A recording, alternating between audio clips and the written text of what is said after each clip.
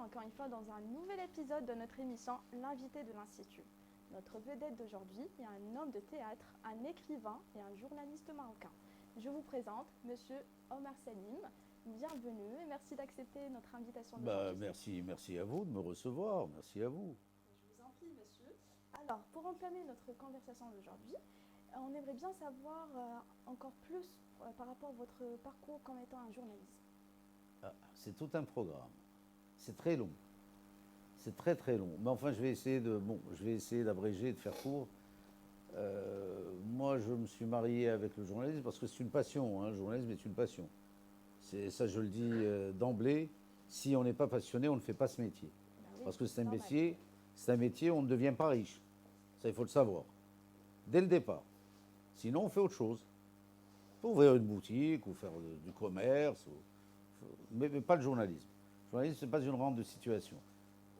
Donc, mon mariage avec le journalisme date d'il y a très longtemps, en 1978 ou 79. Quand je suis rentré de Paris après des études supérieures à Paris. J'ai fait l'Institut d'études politiques là au Saint-Guillaume, qui est une grande école, et la Sorbonne, philosophie et lettres. Et j'ai commencé à écrire dans le BN avec mes amis Nadir et Fed Yata, qui étaient avec moi à l'école primaire, Ernest Renan, ici à Casablanca, l'Oasis. Ah, il y a un problème de lumière.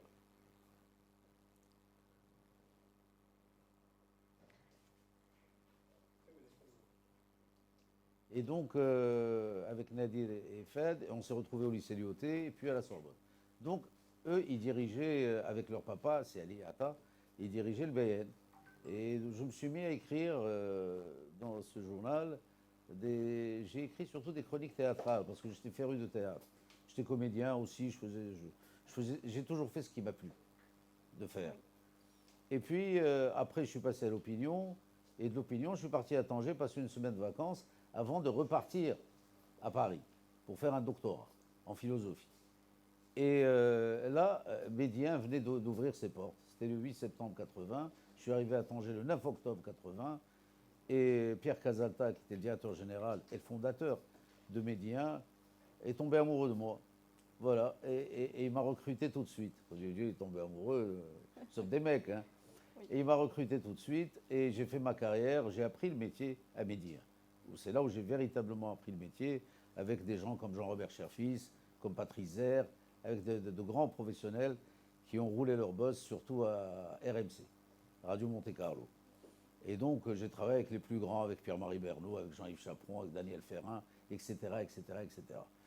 Ça a duré 20 ans. Cette liaison amoureuse avec Médien a duré 20 ans. Mais entre-temps, il y a eu la création de 2M, le 4 mars 1989. Et là, ils avaient un problème à 2M. Ils n'avaient pas de présentateur.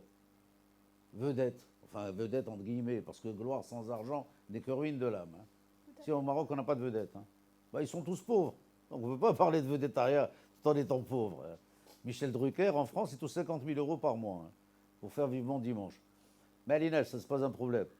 Et donc, 2M a fait appel à moi et pour présenter une émission de sport. Car, à Médien, nous étions polyvalents.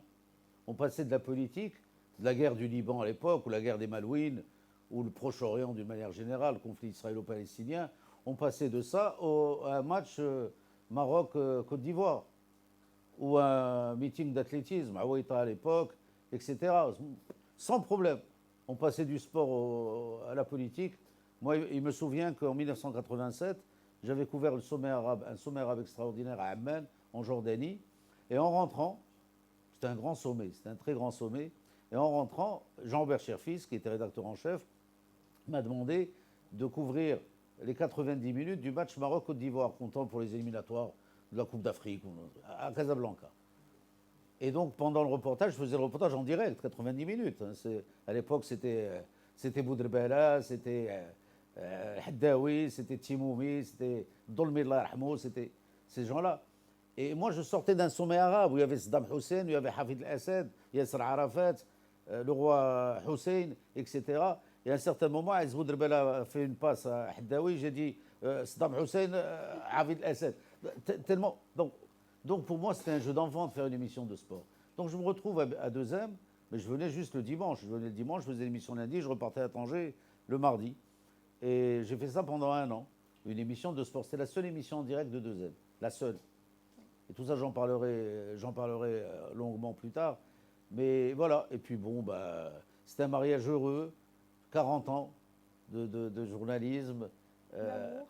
D'amour, de passion. Oui. Mais de passion. Je vous dis, moi, sans passion, faites autre chose. Faites pas ce métier. Tout à fait. Il faut vraiment être passionné. On souffre beaucoup. Il y a beaucoup de pots de banane. Il y a beaucoup de jaloux. Il y a énormément de jalousie dans ce métier. Énormément.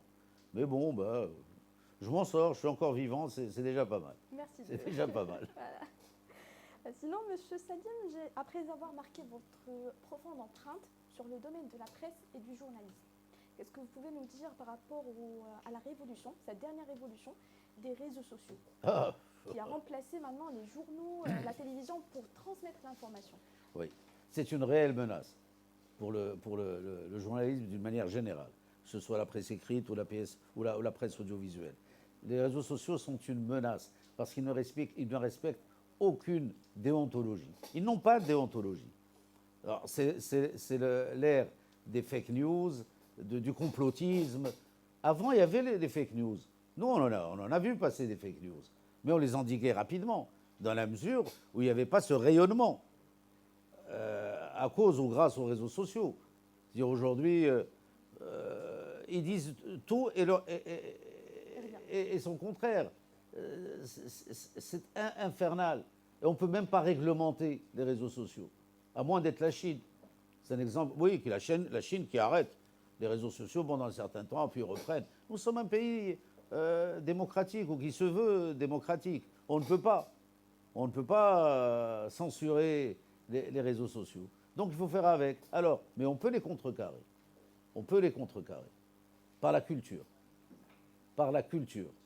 Et il faut savoir qu'un pays qui n'a pas de culture est un pays sans avenir. Et la seule manière d'endiguer, de neutraliser ces réseaux sociaux, c'est que la presse, que ce soit la télévision, la radio, la presse écrite, les sites, mettent le paquet sur la culture, sur toutes les expressions culturelles, artistico-culturelles, que ce soit le théâtre, le cinéma, la danse, les arts plastiques, tout le patrimoine immatériel. Tout le patrimoine immatériel, il faut mettre le paquet.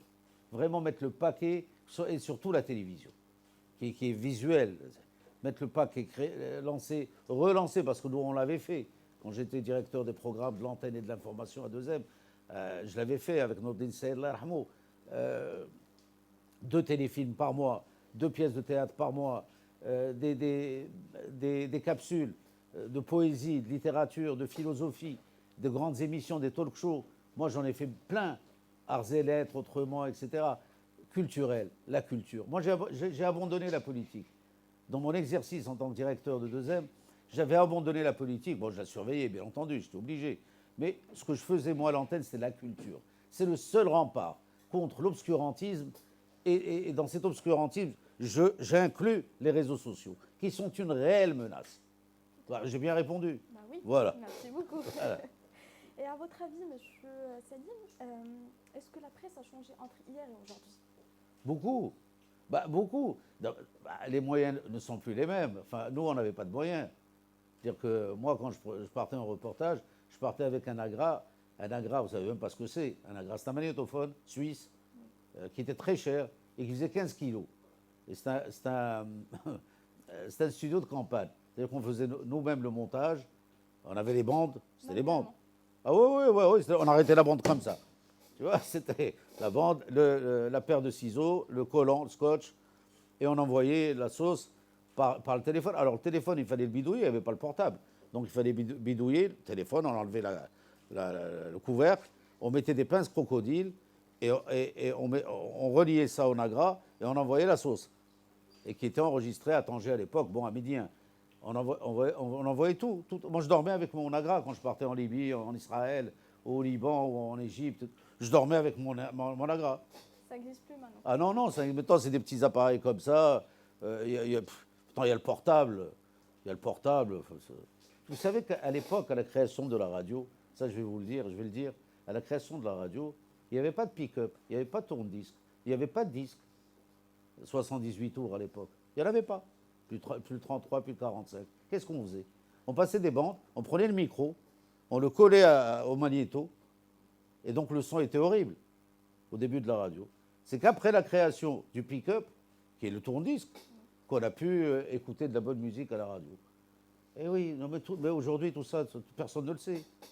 Aujourd'hui, vous avez tous les moyens. Ce qu'il faudrait, c'est l'encadrement. Il faudrait qu'il y ait des hommes et des femmes aimant ce métier et ayant les compétences nécessaires pour le pratiquer. Voilà. Voilà la différence entre hier et aujourd'hui. Et comme vous l'avez mentionné, la culture surtout. Oui, la culture, oui, j'en ai parlé, j'en parlerai toute ma vie jusqu'à ma mort.